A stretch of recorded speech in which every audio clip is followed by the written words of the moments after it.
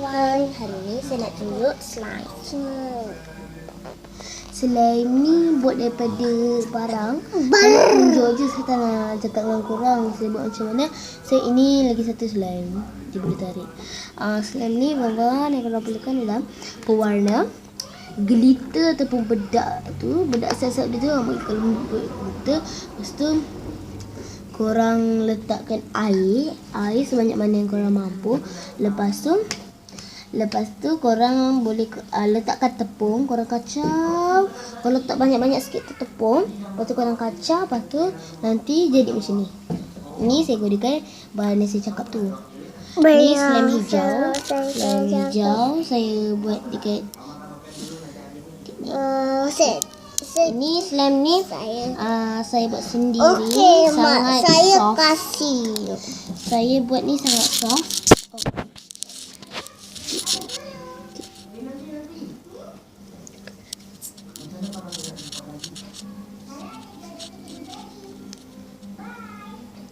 Sangat soft. Ni senang. Tapi kalau yang ni dia melekat dekat jari. Ni tangan saya kotor. Sebab slime ni. Ini slime ya. Okay, ni korang boleh buat apa-apa warna saja yang korang mampu. Tapi saya buat warna hijau. Dia hijau saya tak tahu tiba-tiba warna hijau. Tapi ni pun saya letak pewarna juga dalam mangkuk. Warna hijau. Hijau ni saya buat. Kalau ni saya buat sendiri. Biasa saya suka slime. Tapi kalau korang nak buat slime macam slime yang macam guna slime activator tu, dia tak boleh jadi macam ni tau. Tak boleh soft. Sebab nanti dia keras. So korang kacau, korang boleh main lah slime kalau korang macam.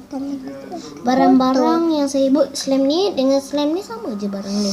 Cuma yang ni lain sikit. Yang ni saya guna tepung dan air dan pewarna. Tapi yang ni ada beberapa bahan sahaja. Mula-mula saya yang buat yang ni. Saya buat yang ni. Betul bila habis yang ni pula dah. Dan dengan dia. Orang senang nak buat slime ni sebab kita orang first time. Saya suka slime. Kotor slime jangan makan. Budak 3 tahun tak boleh main sebab nanti dia cekik.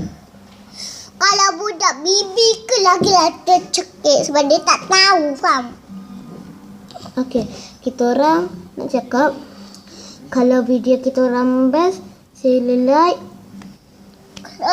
komen dan subscribe ke apa ke ataupun langgan.